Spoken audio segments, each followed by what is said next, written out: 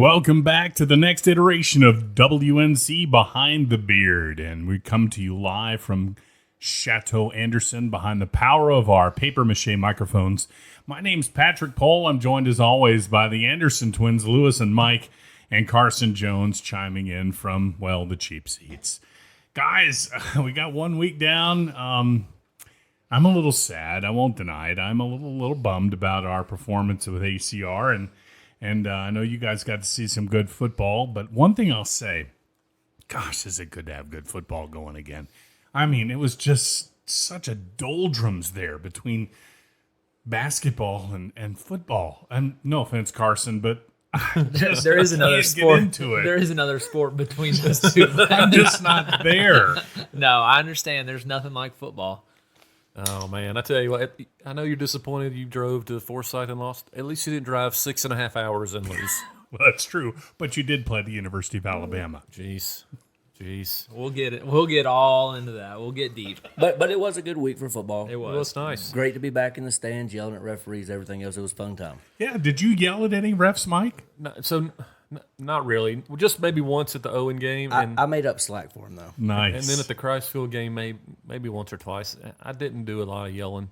To give the listeners some background, before we started, Mike was like, "Lewis, do you got a cold or anything?" He's like, "No, I'm still hoarse from Friday night." So Indeed. so that's where we're at so far. There's nothing like an inadvertent whistle to call a touchdown back. Pat mentioned we're at the Chateau Anderson. You know why, don't you guys? I did hear rumors, and I talked to one of my contractors. But go ahead and fill us in. Agony. They're finishing the helipad at Pat's house. Indeed, and yeah. the construction is too loud for us to be there. Right. Agony. So is that almost complete, or you think they're going to continue working on that for a while? If you want to call a downstairs bathroom a helipad, power to you. It's that's all that's happening. What I understand is the helipad followed by the Olympic-sized swimming pool. Isn't that what you've heard, Carson? I have a backyard that's about the size of a postage stamp. The crazy part is they're going to have to add trees so that people don't get pictures of Pat in the Olympic pool and Agony. swimming and stuff.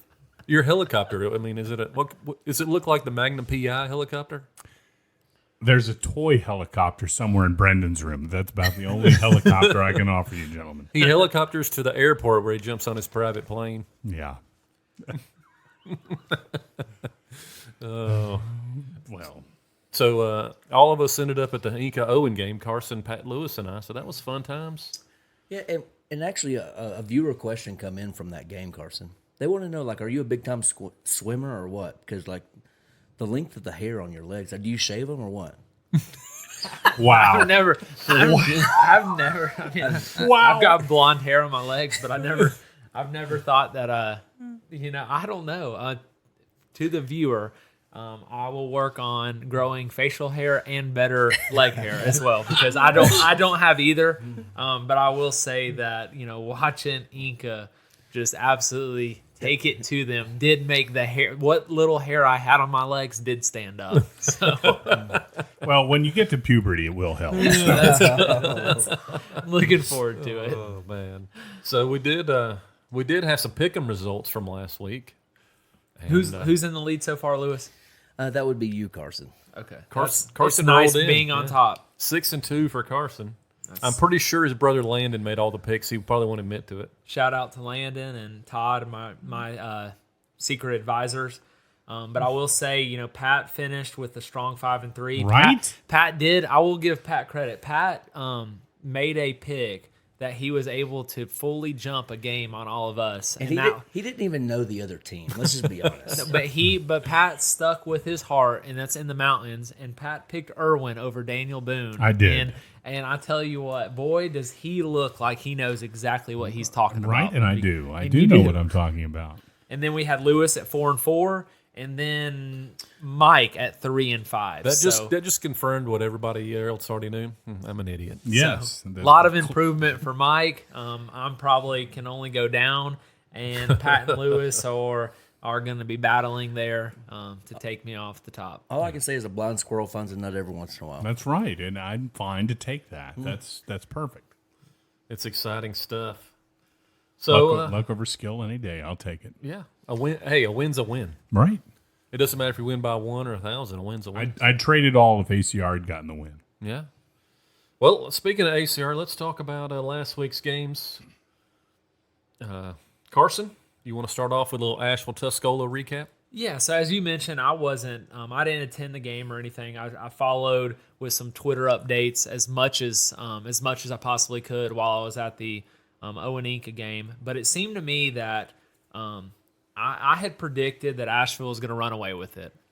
Just from gathering information on the Tuscola scrimmage, they didn't look that strong. Of course, to recap, Asheville did win 25-22. Asheville won 25-22. But to get to that, there was a couple points where I saw notifications and I thought that Asheville was ready to break away, and it did seem that Tuscola hung around. And I will, looking back at just the stat lines, and like I said, not seeing video, just stats and stuff, it looked like running back from McDowell, Josh Ellis, it looked like he did make a massive impact in the game. I think he had 4 touchdowns, 143 yards rushing, 38 yards receiving, and 4 TDs. Sounds like someone ate his Wheaties that morning for breakfast. So, but then you can, Noah Shaw, who arguably is going to be the best player on the field, and besides next week against Providence Day, and majority of the games that they played this year, he had an interception, and then Tuscola was driving. I saw a video late in the fourth quarter, and he caused a fumble to help seal the victory for them. So, as you mentioned, from Asheville, I would imagine that they would say it probably wasn't their cleanest game that they've played. I'm sure that there were some things that they wanted to go differently. But I do think that they're never going to apologize for a win. But you expect that the first 4 weeks, right? Yeah. Non-conference games, you're not really used to the opponent. The offense is always the one that struggles to get going. Yeah. And for Josh, talk about an impact player for McDowell. Immediate impact. We were talking about earlier in the season, he's joining a very good backfield from last year. But he come in and immediately took that role over. And let's give some credit to Tuscola. They got Crompton as their head coach. Obviously, probably knows a little bit about football. Got his guy and quarterback in there that he's worked with. He's worked with to what capacity we don't know, but they've worked together, obviously. And I'll say going to Tuscola, probably not the easiest environment to go to. I'm sure they were fired up, ready to go. The whole town shows up for the game. A whole town shows up. But I would like to have seen the score look a little bit more lopsided, but I'm not going to apologize for my Cougars getting a win. So how do you feel? How confident do you feel about your pick for Asheville to win the conference now? Well, it's a good question. I still feel good with them because of what happened in the other games, which we will get to. But I've heard a lot of expectations on their quarterback. He's young, but I've heard that he's a sophomore quarterback. But I've heard a lot of good things about his playmaking ability, and I'm confident in him that he's got the right coaching and personnel around him to be able to make those plays that it's going to need to win conference championships. So I'm still in on them. I got the Cougars still winning. Do I feel as good as I felt last week? Like I said, I would like to have seen the score reflect a little bit differently, but there was parts where I was like, you know what? I think I texted you guys. I was like, they still could blow them away here. It was 25-something in the third quarter, and then Tuscola kept hanging around there. Tuscola kept coming back, kept throwing punches. So I think that it's a little early for me to jump ship. So I'm still going to ride with my Cougars. I'm interested to see Tuscola 10-2 last year. Yep. Tough game with Asheville. Can they rebound? Will they still finish, top of their conference, make a good playoff run? I think this bodes well for the story for this year for them. Going up against a powerhouse like Asheville, I think they are going to have a really good season once they go to conference. Yeah, absolutely. Oh, I agree. It certainly can't hurt them. I'm actually not all that surprised about the Asheville result there. What I saw in the scrimmage, I think I shared that with you. Yeah. I'm not necessarily anti-Asheville. He said he hated him earlier. I did not say any such He did thing. not say that. You're making my head hurt. Just kidding. But what I saw them against Dorman, obviously you all have pointed out to me ad nauseum at this point, is that Dorman is literally an NFL football team that showed up for that scrimmage, and Asheville didn't have a chance. But just based on what I saw, that I didn't see quite the cape on Asheville that I was expecting to see as far as a superhero team. But, going like we've alluded to the first 4 weeks, and I think Pat can attest that, Coach Laws at Reynolds, they really want to put their kids in different positions to win games differently.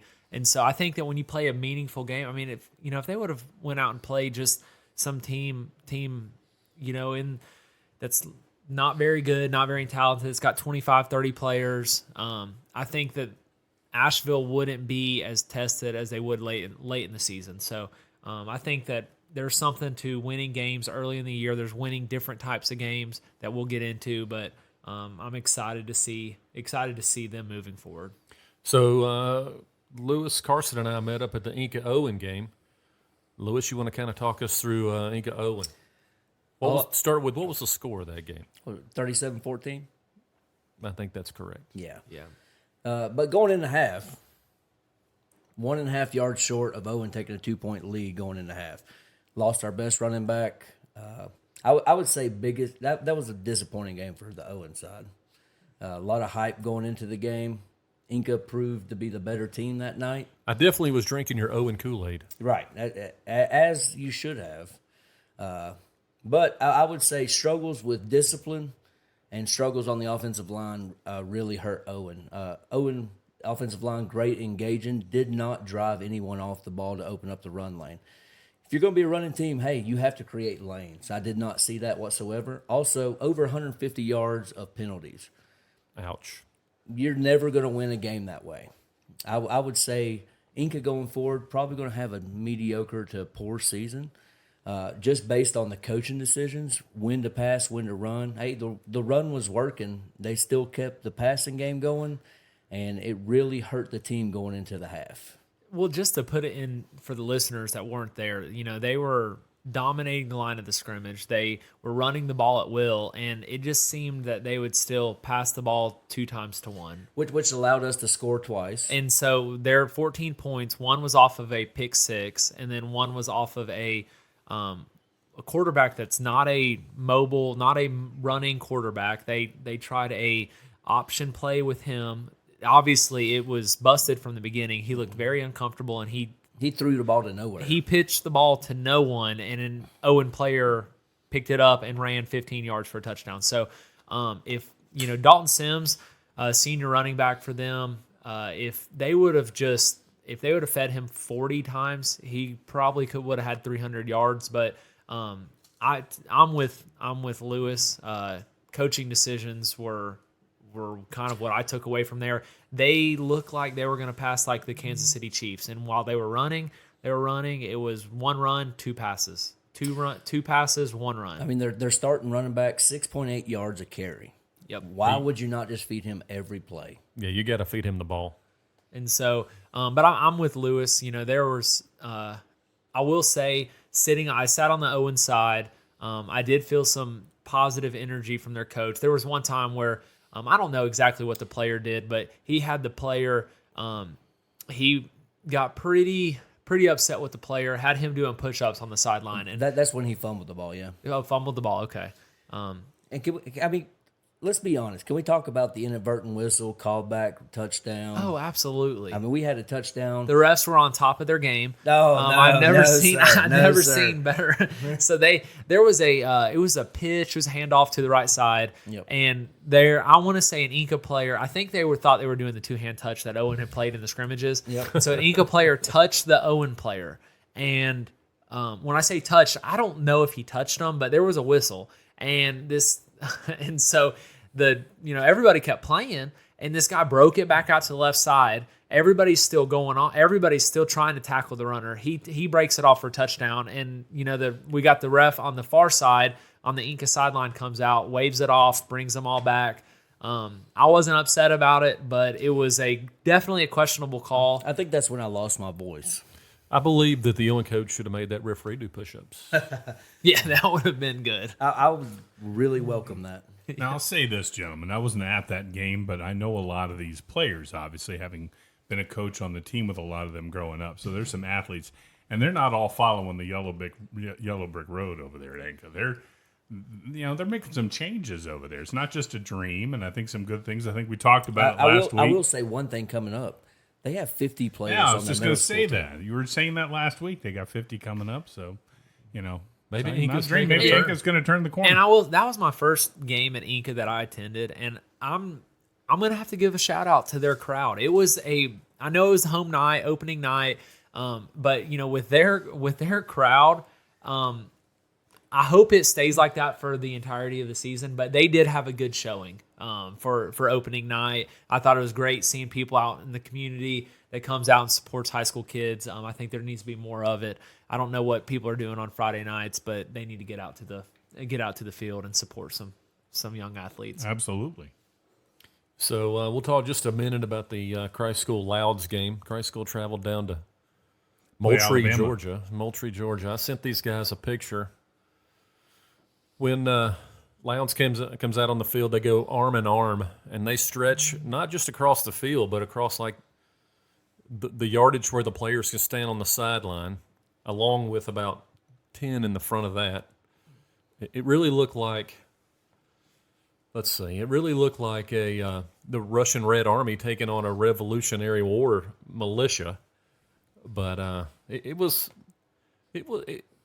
we had a chance, like Lewis was saying, we had a chance to go up 14-3 early in the game, and it didn't work out. Quarterback, unfortunately, threw 6 interceptions in the game.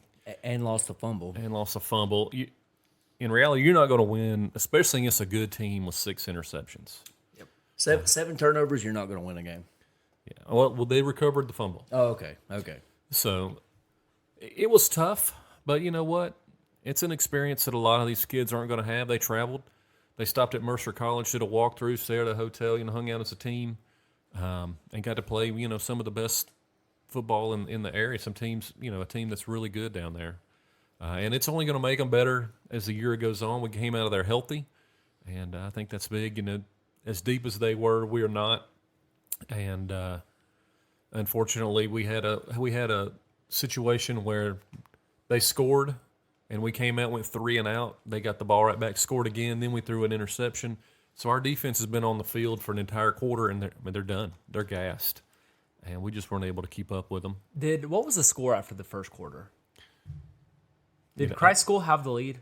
We didn't. I think they had just taken the lead 11-7. Okay, but the first quarter, I watched the game on live stream, and just for the listeners' perspective, it was very competitive the first quarter. And I think if you go back to last week, I think Mike almost predicted that 11 versus 11, it was going to be very competitive, but depth would be an issue. I know at one point Mike texted me, and we try not to bring our sons into this too much, but Luke's the center at Christ School, and he had one point. Did he face 5 nose tackles? 4 different nose tackles. 4 different nose tackles that he faced up against, and so just to kind of give you a look at their announcers, looking at their sideline, I think they said there was 10,000 people on the Lowndes side.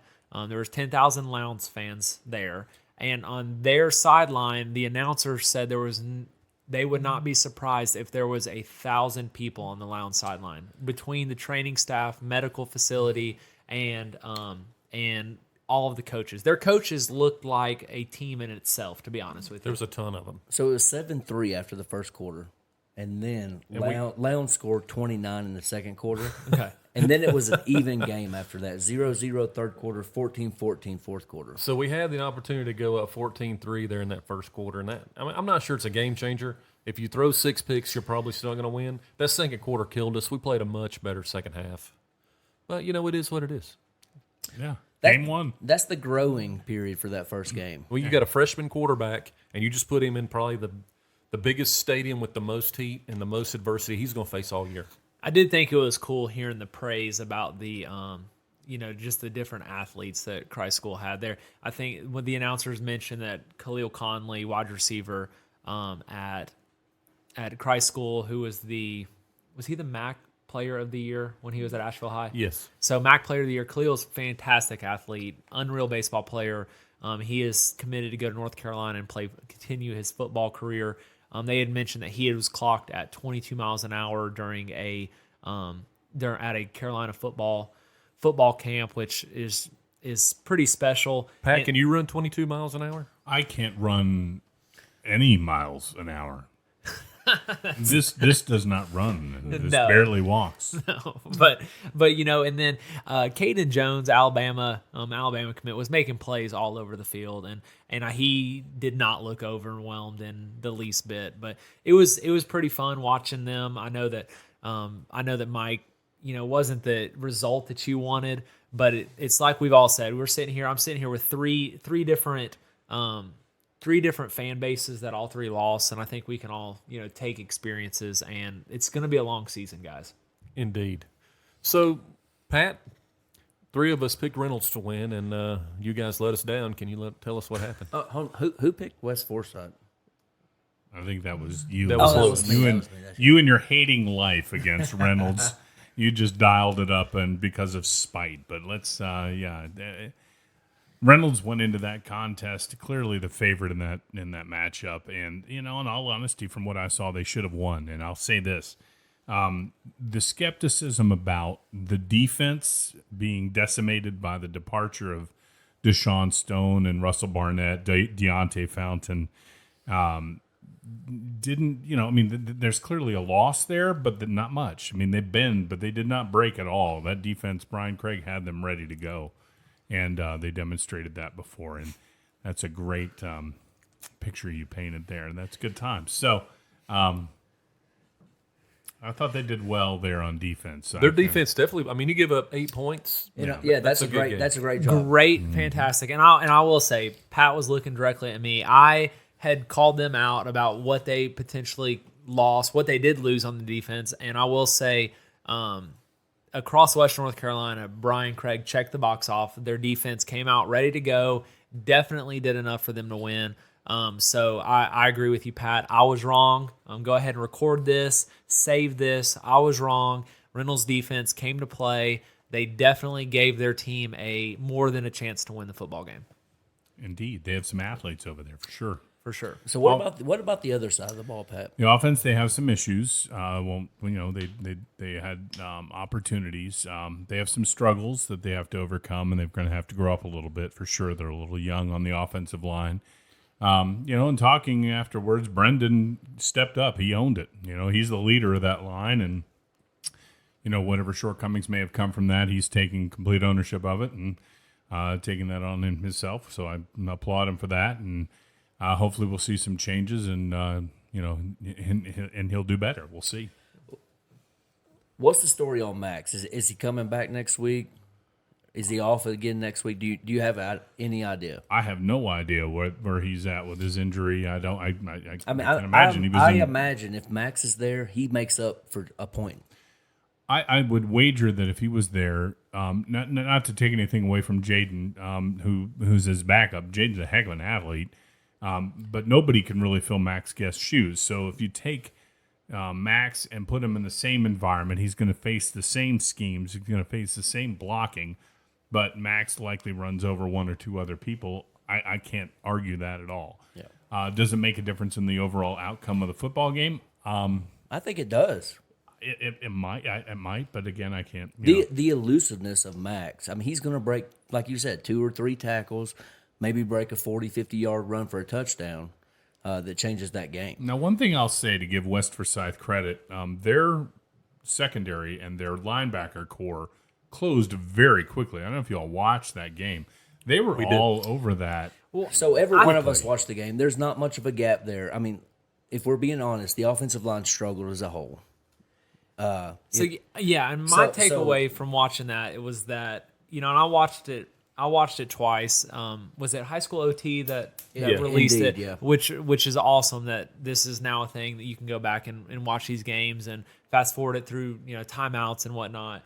But just from some stuff off the second half, I thought that, and this may have been just purely that he didn't have enough time. The line was that weak, had that struggled that much, but it's not. I would not expect for linebackers and defensive backs to close bad if in the second half, if you have 18 pass attempts and 3 were attempted where the ball traveled over 5 yards. So in my opinion, it's like I thought Lewis, I thought he had a fantastic game catching balls out of the flats. He ran, he played extremely hard. I knew exactly when we talked about this last week, I saw what you were talking about. I mean, he's a fantastic athlete, fantastic football player. I would have liked to seen, I know that Wesley would have liked to come down with the one in the fourth quarter. It looked like, the video is far away, but it looked like it went through his hands. And that would have been one of the pass attempts that was past 5 yards. But in my opinion, I just thought they were extremely conservative with play calling in the second half. And my concern as a spectator is you've got Max Guest out, who's all everything. I mean, he's a special athlete, special player, kind of like Day Stone was last year. I mean, it's hard. You just said it's hard to replace a Max Guest. But that's where, in my opinion, if you got a senior quarterback, in the line, and you guys know more about football than I, and the line may just make that big of a difference. And evidently not. You went 6-2. I did go 6-2, but I just feel like the play calling in the second half was extremely conservative. And I know he didn't. I watched it. He didn't have a lot of time. But I also think that there was not a threat down the field. And I'd heard about how special the Irwin receiver was. I would have loved to see them stretch it out a couple times because we know how high school football is. I mean, there could have been a penalty. There could have been you could get a lot of things and with their defense, it's like, say he throws a deep pick. It's like their defense was getting 3 and outs left and right. I think if Craig had the time to set up and make that throw downfield, then they would have took that. But they seen early on that the offensive line was getting overpowered, that they would not have that opportunity. So they tried to change the game plan up. Okay, fair enough. Well, the example of that would have been they did heave it up there on the sideline deep to Ty, who was double covered, and the defense decided to maul him as opposed to letting them have the opportunity to try and go up and moss them. Hey, I'll take the 15. They got the pass interference call, but that's only a 15-yard penalty. Yeah, I'll take the 15 all day. Yeah, and that's exactly what their mentality, I think, was with that strategy. So my one takeaway, and going back, there was a chance down at the goal line. Let's kick the field goal. We did not do that, and I go back to the Coach Law's interview where he said we do not coach the kickers. So, I mean, maybe that's something to think about going forward. Well, they have a great kicker. I've seen him kicking in practice and in scrimmages and everything like that. Whether or not they kick that field goal or not, I'm not going to second guess his decision a 1-point ever. game. I mean, he's forgotten more about football than I have. I agree with that. I mean, he's a much better football guy than myself. But in a 1-point game, you kick that field goal, take the lead. You never know what happens. It was a very close game. It's a defensive battle all the way around. And we were sitting there at the Owen game, and we were getting text updates, and Pat was updating us as best he could while trying to support Reynolds, and it was crazy how fast that game went compared to the game that we were watching. We were at halftime, and Pat was like, "All right, starting the fourth quarter," and we're like, what are we doing here? But at least we were not at the North Bunkin game, which we have not talked about. Longest high school football game ever. Wow. So let's talk about that a minute. North Buncombe, first win in 18 years. Not 18 years. First win in 18 games. Yeah, 2 years. Yeah. And all I know is I made a trip to Main Street, Weaverville on Saturday, and that place was buzzing. Buzzing. Saw a little clip of the North Buncombe quarterback on some social media. It looked pretty good. Yeah, I heard. I've obviously with me going to North Buncombe, I've still got some very close people that are in and involved with that community and that program, and that program's not been something that's really ever talked about. It's definitely not something that you would take pride in. But I will say that it seems to be that their new coach has got some guys, rowing in the right direction. And I'm going to go off of first win in 2 years. They were pretty, from what I heard after the game, it looked like it was the first win in 2 years, which you got to celebrate. You have to celebrate. And we're going to act like, it's fun to say, hey, act like you've been there. Act like you've been there. Those boys haven't been there. So, do I think that, they're all the way back? Well, I don't know if they were ever there, so I don't think we have to have that conversation. But I do think that what they've got going on over there, they scored 47 points. Love that. That's a lot of points. That's a lot of points. It was the opposite of the Reynolds game. It was a definite offensive battle. Do I love that they gave up 37 to East Henderson? No, I don't. I'm going to give a shout out to number 71, Ben Dupree. Ben Dupree. Watching the film, getting ready for this next week, Owen versus North Buncombe. He is probably their best lineman on both sides of the ball. Okay. He Ben Dupree, you heard it here first. He had an amazing game. Amazing game. Well, like I said, Mike talked about it. We had a video clip sent in. Alex Rash made an unbelievable play. I don't really know who to describe that play as, but he kind of spun off of a defender, completed the pass. You know, when I was in high school in North Buncombe, we didn't complete passes. So when we completed a pass, I mean, shout out to him for that. But then off of a spin, I think that I love Alex, multi-sport athlete, compete against him on the baseball field. Love what he's doing over there. And special shout out to Bird Ramsey. He had the chain game fired up, locked in. I heard the chains were an extremely big part of the win. But they're not going to have that next week at Owen. We'll talk about that later. So I can tell you that when the clip we saw, the quarterback, he had those defenders wondering who stopped the rain. Who stopped the rain? That's the question. Who stopped the rain? Who did stop it? So I got to tell you, the biggest surprise, Pat picked it. Irwin beating Daniel Boone. Right? No stats of this game. No video I've seen of this game. But from what I've seen, it did actually happen. Irwin goes over to Tennessee and picks up the 7-0 win over Daniel Boone, or as defending state champion. Yeah, defending state Of champion. what classification do we know?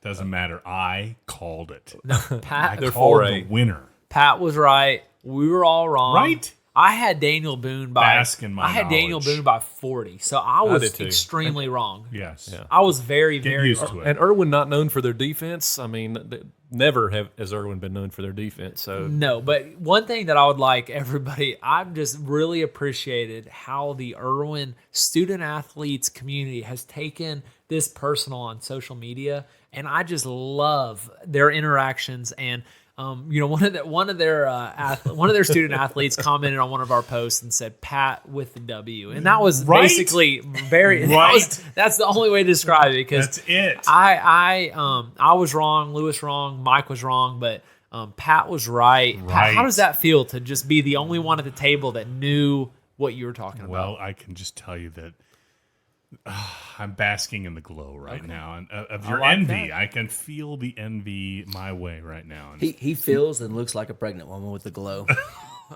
He is glowing in more ways than one. So the Carson tried to make us drink the TC Kool-Aid. I wasn't buying it. They travel up to Boone and lose again. Watauga pulls up to win 13-12 over TC. I love it.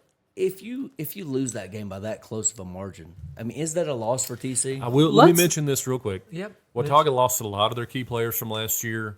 Robertson returning, from what we've heard, everybody that's ever played there. yeah. And Pat's telling us how good they are. Well, I'm telling you what I saw in that scrimmage. They got a lot of skill. I They think got a lot of skill. They've been playing those people for what, 3 years now in those Yes, positions? 3. with that close of a game, does that make this a 4-way race in the MAC?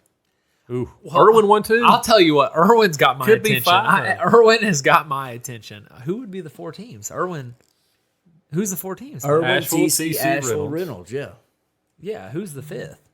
There's Asheville, no 5th. North Buncombe, man. They put up Oh, 47 no. Listeners, do just not kidding. turn this off. Okay, that is just, do not turn this off. They were predicted for 5 touchdowns all year.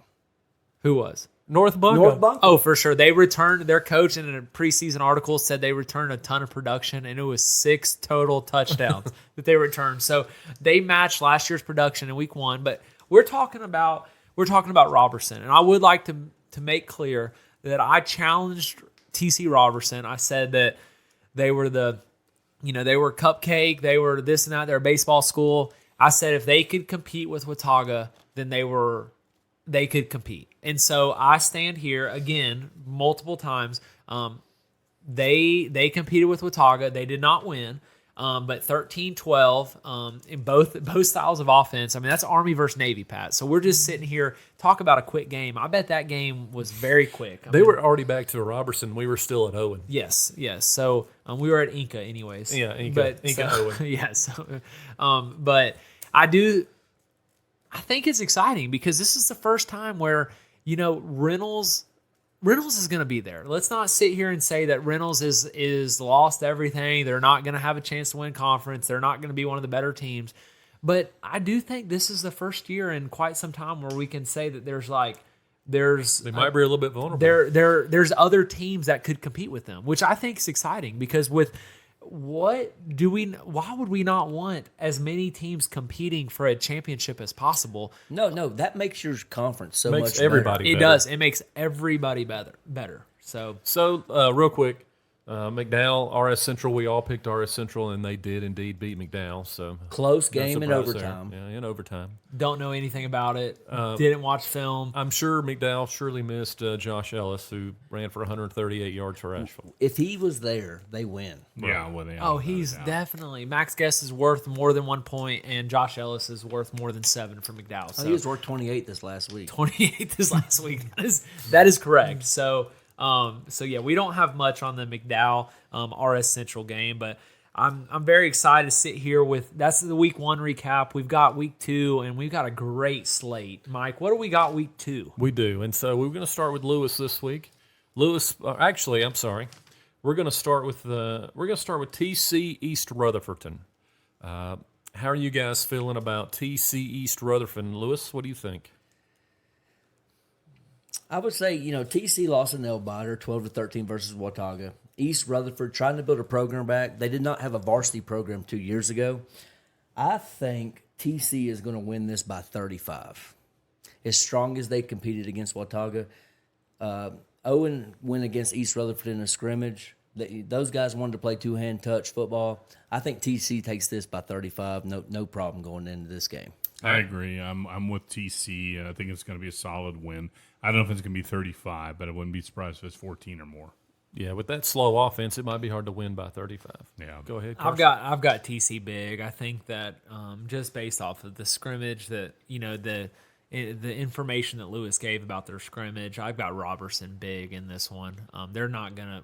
East Rutherford's not Watauga. I know Watauga may have lost a lot, but Watauga's a good football team, good football program. I've got TC Robertson winning big. This game getting closed out early. I agree with you 100%. I'm also going TC. Next game on the slate, we have Inca Pisgah. And I'll be honest with you, I went back and forth on this one a little bit, and I know that may shock some people. Just seeing Inca, quarterback threw for 157, 2 TDs.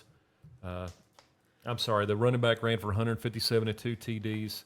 Quarterback was 9 of 15 for 134. I know this may be a surprise pick. I'm leaning Inca. I think Inca upsets Pisgah at Inca this week. I got Pisgah after hearing the mill whistle sound one last time. I think they're going to blow, and they blew out Brevard. I think Friday I expect them to do the same to Inca. I'm on the Inca bandwagon here with this one. I think Inca has some athletes. That running back, Dalton Sims, he's got some skill. Cam Wade at quarterback, he's definitely got some skill. Sam Waddell on the wide receiver, he's just durable, great athlete. I think you're going to see Inca prevail in this one and surprise a lot of people. I'm with you, Pat. Carson?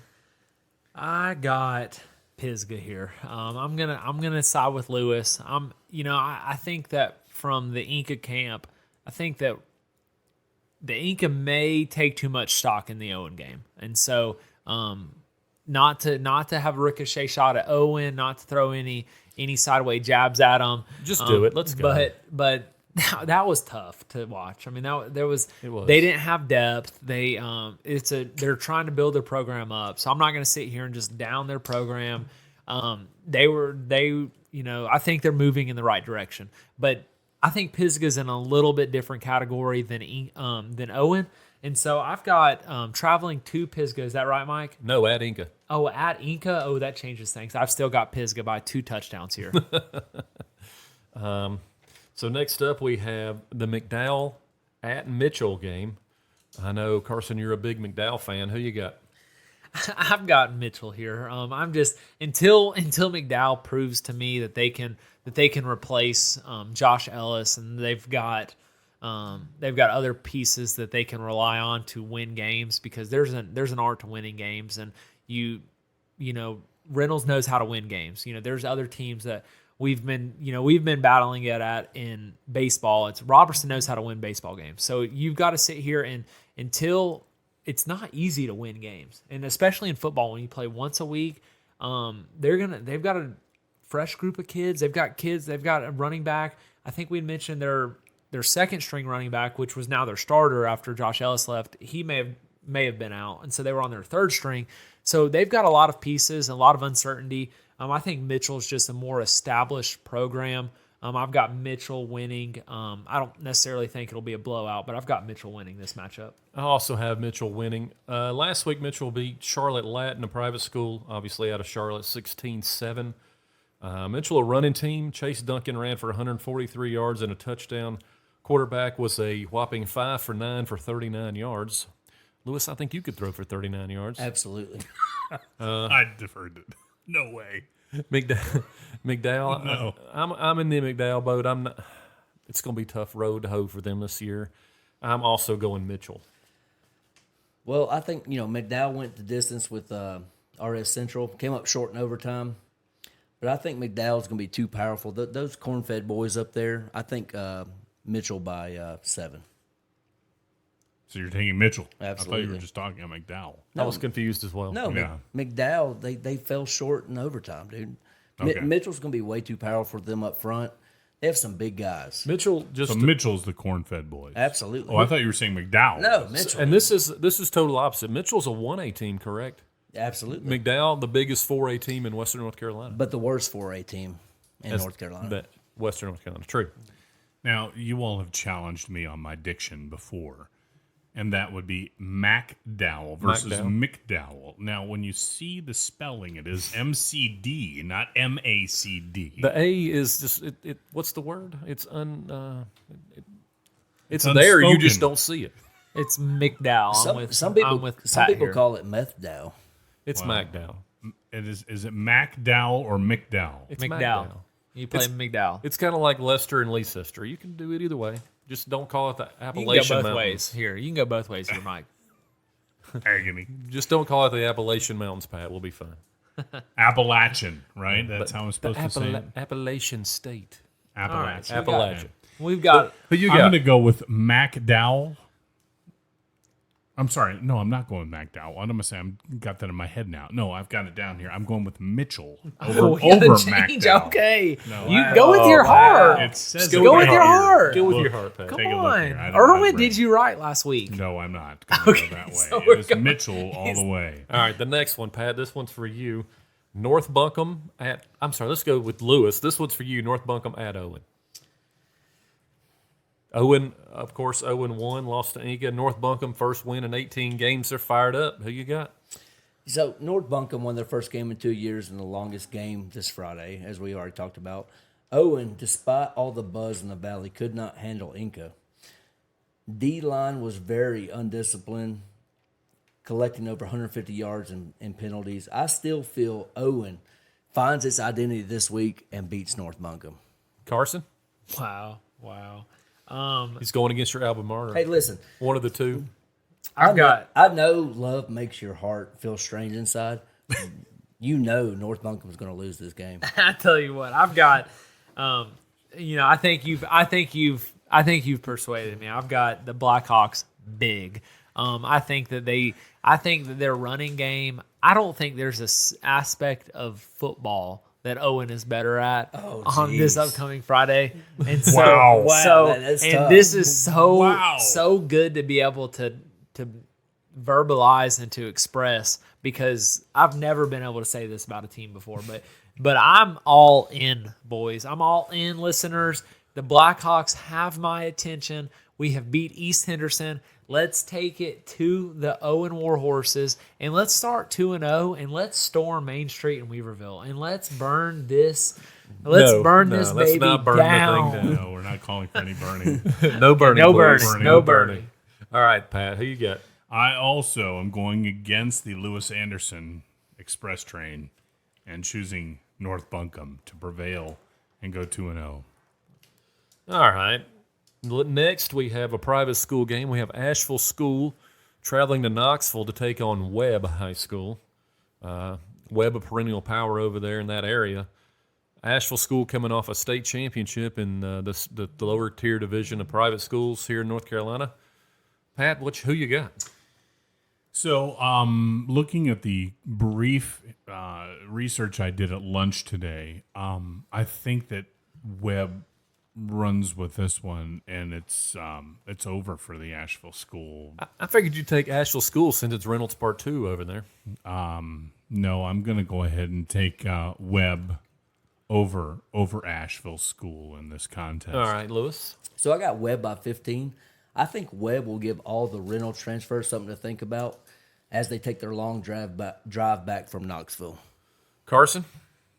Well, when you start thinking about a drive back from Knoxville, I will say it's fun to stay at the YMCA sometimes. But I've got Webb winning here. I think that Asheville School, I think that extra week of preparation they had last week, I just don't know if it's going to be enough. But I've got the perennial power in Knoxville being a little bit too much for Asheville School, and I've got Webb here by a couple touchdowns. Webb did beat Battleground Academy last week, 30-0. Asheville School has not yet played a football game, so I should have mentioned that. I apologize. So now let's get into our games of the week. We haven't gone through everybody yet, have we? Well, we have to go through our games of the week. Oh, yes, I see what you're saying, Mike. Please forgive my interruption. You never picked one, so I just gave you one. Well, thank you. Yeah. I appreciate your Sure. assumption. Sure. You know what they say about assuming. What is that, Pat? I can't remember. I'll let you tease that one in your imagination. So Lewis is going to kick us off here. Lewis chose Providence Day, who comes to town to Asheville to take on Asheville High. Providence Day 1-0. They won at Bank of America Stadium last week, while Asheville beat Tuscola. Yes, I'll say going into this game, Asheville, QB, he struggled versus an around here average team in Tuscola. Luckily, their fresh transfer from McDowell was able to run his way to an Asheville victory. Providence Day started their season, like you already said, in Bank of America Stadium against a Northwestern football team, a powerhouse from South Carolina. I believe this one will be one of Asheville's toughest games of the year. I do feel like Providence Day wins this by at least 28. Providence Day is considered by some the number one team in the state. They're nationally ranked. They have 4 D1 commits to Power 5 schools, as well as some others. Also a homecoming for Cairo Skanes. Had 2 interceptions last week at Bank of America Stadium, and so he'll be back, former Reynolds DB. I mean, that accounts at least for a 1.5, right? I won't argue that, but what I will say is that The defense held up. Reynolds' defense held up. Absolutely. That's what I'm going to – I'll defend you here. The Reynolds defense held up. absolutely. I don't think anybody said they didn't hold up. Anyway, I'm going with Providence Day, running clock second half. I also am going to take Providence Day. I won't make any forecasts on any running clocks. I think Asheville has some game, but I do think Providence Day comes away with a big win. So you're taking Asheville, Carson? I would love to, but I'm going to take Providence Day as well. I'm disappointed. I really thought Carson would go out on a And limb I here. will say, just having some close people that I respect highly on the Asheville staff, and I think they know exactly what's coming to town next Friday, and I think that it's to an extent it's kind of what Laws does at Reynolds. It's they want their guys to see the best. They want them to play the best, compete against the best, and they know that. I think we've not mentioned Providence Day has the number 1 offensive lineman in the entire country on their team. Of the 2025 class, he's actually the number 1 player overall in the 2025 class. In the 2025 class, as well as the offensive lineman. So he's offensive, defensive lineman. He's scary. yeah, so he's pretty intimidating. I'm sure he'll be a force. Quarterback Jaden Davis going to Michigan, wide receiver going to Michigan as well. I think it'll be fun, special athletes to be able to to watch and compete against Asheville. I think it'll be a great experience, but I don't think Asheville. I think they're going to compete as best they can, but I don't think their expectations are for them to come up and necessarily they're going to take it to Providence Day. I think they know exactly what's coming to town, but I don't think they're going to shy away. I think they're going to try and prepare in this game to be ready for games later in the season. I will mention, I should have probably mentioned it before, Jaden Davis last week, 24 of 35 for 499 yards, 5 TDs, no interceptions. Jeez. Jordan Shipp, wide receiver, 234 yards receiving. Channing Goodwin had 143 yards receiving. And this was against was it a small school in South Carolina? No, Okay. Northwestern. It was a powerhouse. Okay, powerhouse, out South of Rock Hill. Carolina. Yeah. Okay, South Carolina powerhouse. So I just wanted to paint the picture extremely clear. This is Providence Day is playing a different game right now than majority of other teams, and so I thought it was cool seeing the video of the former Reynolds player catch an interception in a Bank of America Stadium. It's pretty cool. To catch an interception in an NFL stadium. That's something that'd be like hitting a home run in an MLB stadium. It's probably something that you'll remember for the rest of your life. I was under the impression that he wasn't going to get much playing time, but obviously he appeared to be playing more than I thought. Yeah, So he beat somebody out. he beat somebody out, and I do know that they had 2 defensive backs committed to Georgia and Penn State. So might have been an injury. I don't know, but it looks like he capitalized on his opportunity. I agree. So second up in our games of the week, Carson is taking Mount Heritage at Irwin. Irwin coming over, they're 1-0 coming off their big 7-0 win over Daniel Boone. Mount Heritage 0-1, they lost to Chase 27-24. I'm just going to go I was extremely, extremely wrong. And I've been wrong before. I'm going to be wrong again. But with what Irwin did last week, they've got my full attention here. And so I'm going to give them credit where credit is due. Irwin is my game of the week. You've got my eyes all set on you. If you're the team that what it appears to be, then you're going to handle Mountain Heritage when they come to town, and you're going to get the win. And it might not be a pretty win. I'm not sure. I haven't seen much. I didn't see any tape from last week, but throwing up a 0 that's not bad. So you can win a lot of games when you give up 0 points. My only question in that game, and I'm going to go Irwin as well, can they withstand the constant run from Mount Heritage?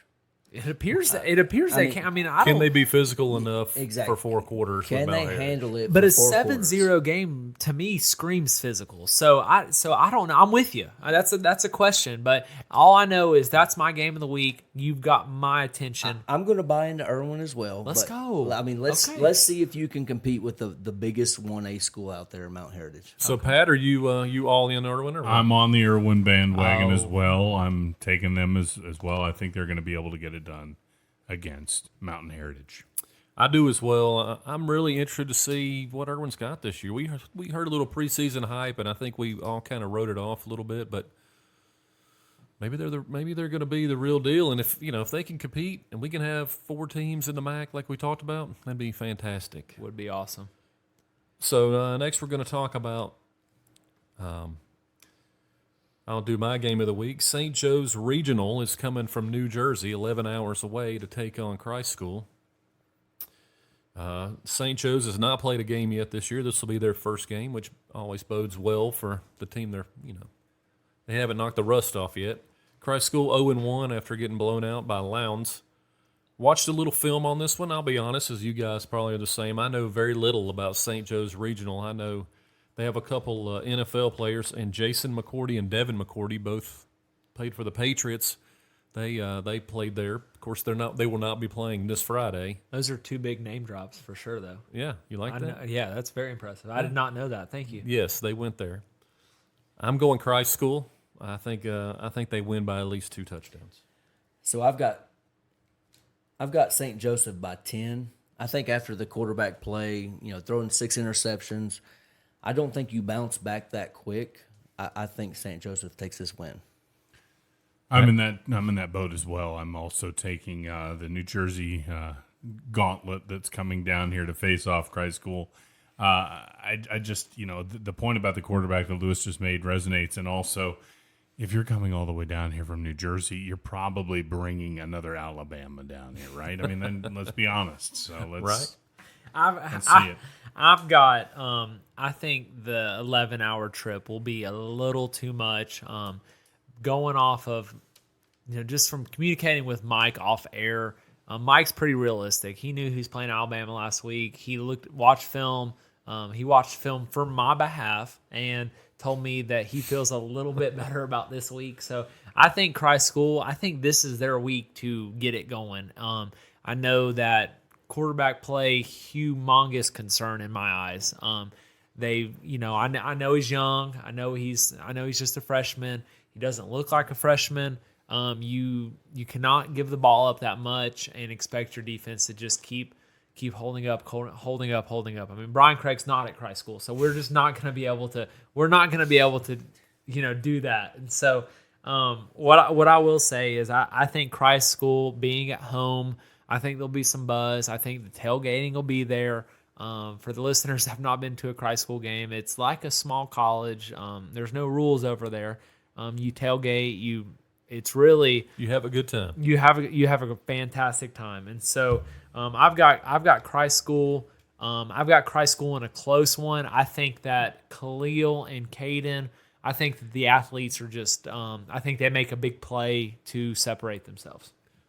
So 2 of us Christ School, 2 of us St. Joe's. That's going to be a good game. Looking forward to talking about that one next week. Pat is up last in our games of the week. Pat took Shelby coming to Reynolds to take on the Reynolds High School Rockets. Pat, they're going to be able to pull out the win this week? So, yes, I think so. And here's why. I think this was a big gut check for Reynolds on many fronts. Reynolds came off a miraculous year last year. Let's not kid ourselves. I mean, that was literally a Hoosiers story that they played out. And they had the talent to play there, and they obviously lost some talent. Did they have on the cloth All-Stars like they had, the shoes? I have no idea what you're talking about. Hoosiers, the movie. Oh. Go ahead, Pat. I'm sorry. You derailed me. No idea. Ugh. Anyway, that got they got punch in the gut Friday night because the reality set in that this is a new season. It's a new whole ball game. We have a new crop, and it's time for people to grow up. And I have no doubt at all that today's practice was probably one of the more brutal practices over at ACR based on what we saw Friday night. I think there was probably some challenges thrown out by the coaching staff to the seniors that are rising this year to step up and take up leadership positions, and rightly so. You're a senior on a proven program. It's incumbent upon you as a senior to take a leadership role and bring your younger players up and help develop them and continue the tradition. And I have no doubt that happened. I think that what you'll see are clearly some adjustments. Obviously, this coaching staff knows what they're doing. They've been doing this a long time. They adjust on the fly. I don't think that there's going to be something that's jumped out that they haven't seen before. So I think they'll be able to make the appropriate adjustments. And also, Shelby did lose to Kings Mountain. And I know scrimmages don't mean anything, but the scrimmage between Reynolds and Kings Mountain did end in a tie. Should have been 21-7. Well, in your opinion really sucks. So we'll just put that out there.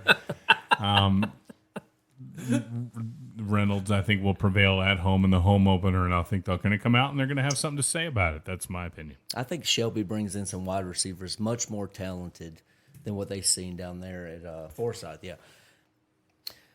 I think the offensive line struggles are going to be so much more apparent in this game, much more off defensive line that's specialized for Shelby. I think Reynolds loses this by 14.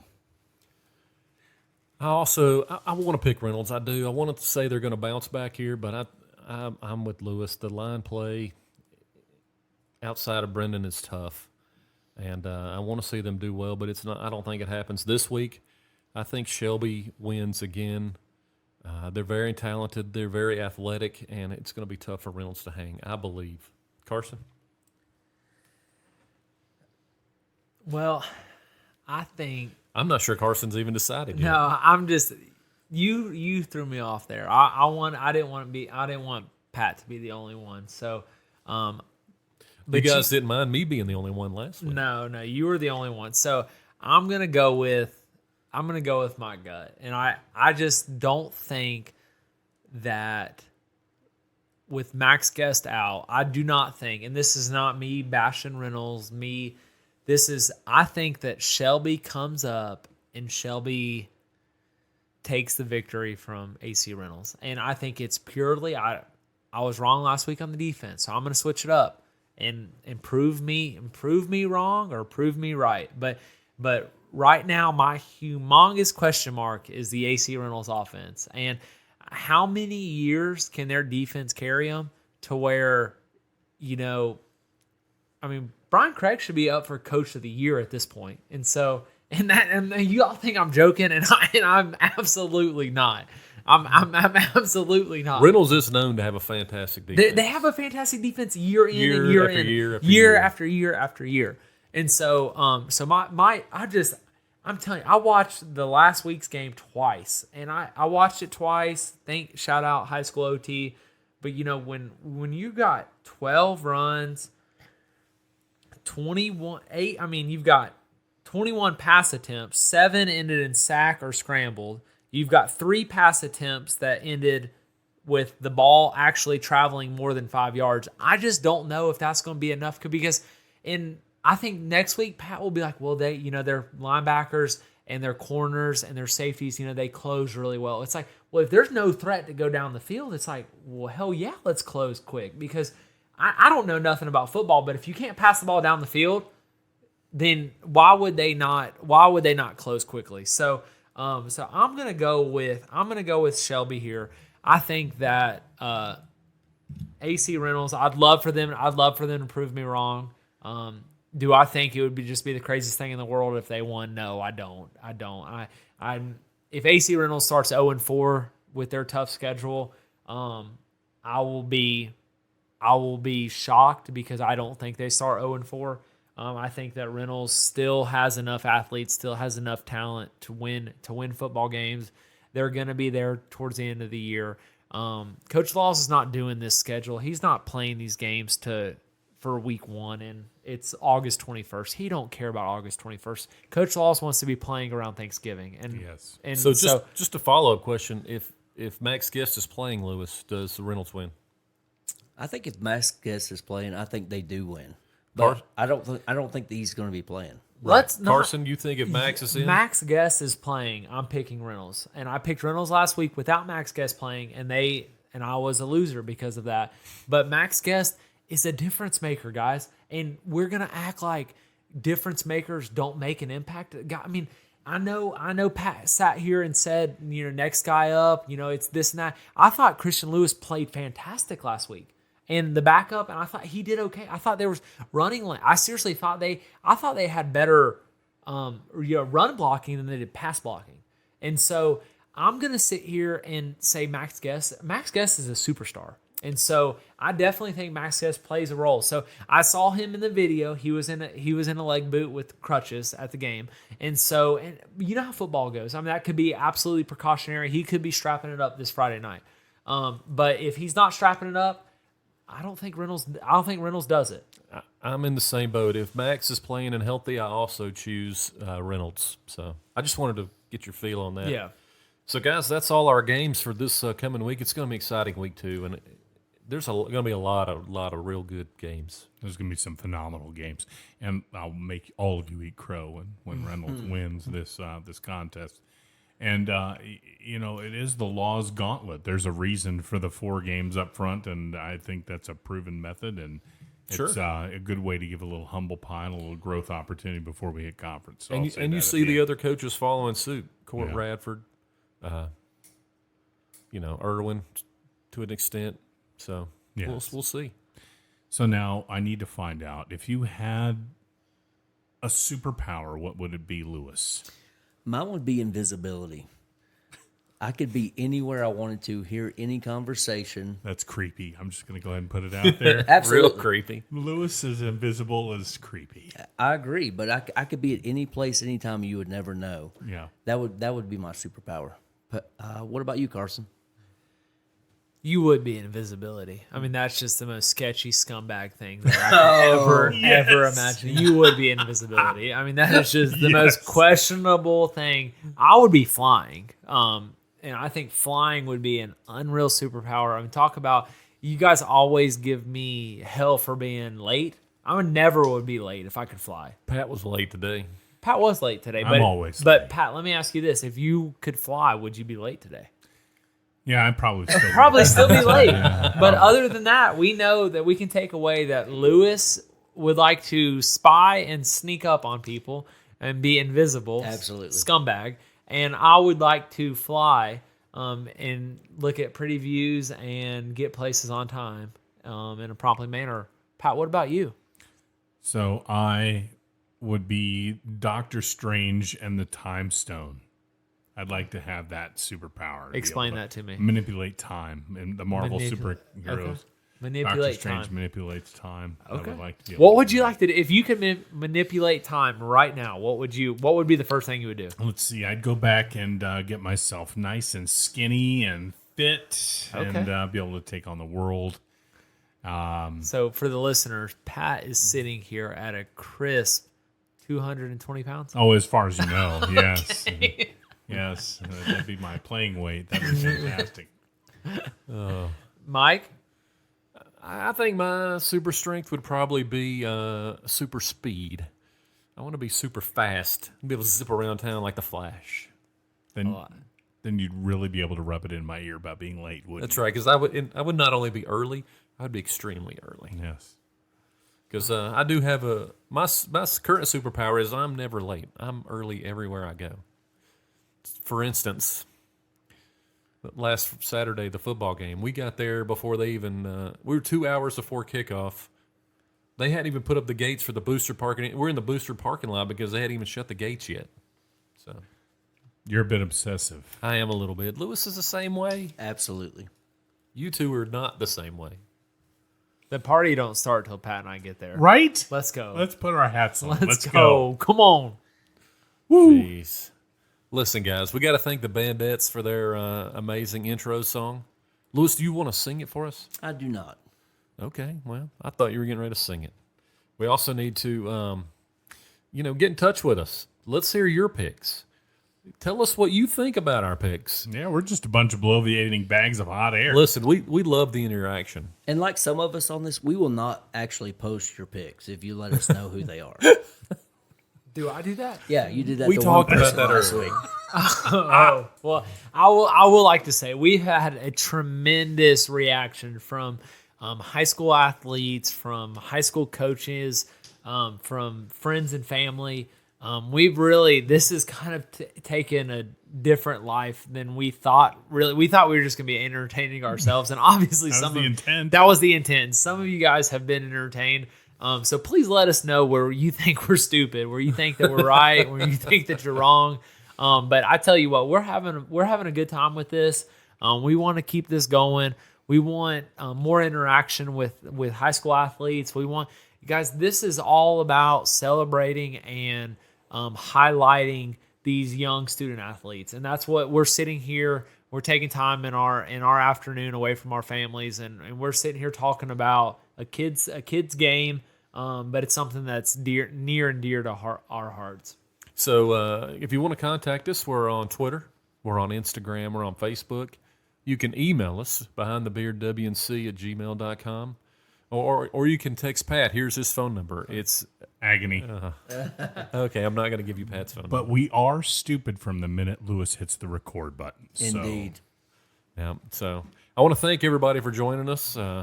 We look forward to seeing how I'm perfect this week on picks, and we'll get together next week and talk about how great I did. So thanks for joining us tonight, guys. Thank you. It was a good time. Thank you. Love you all.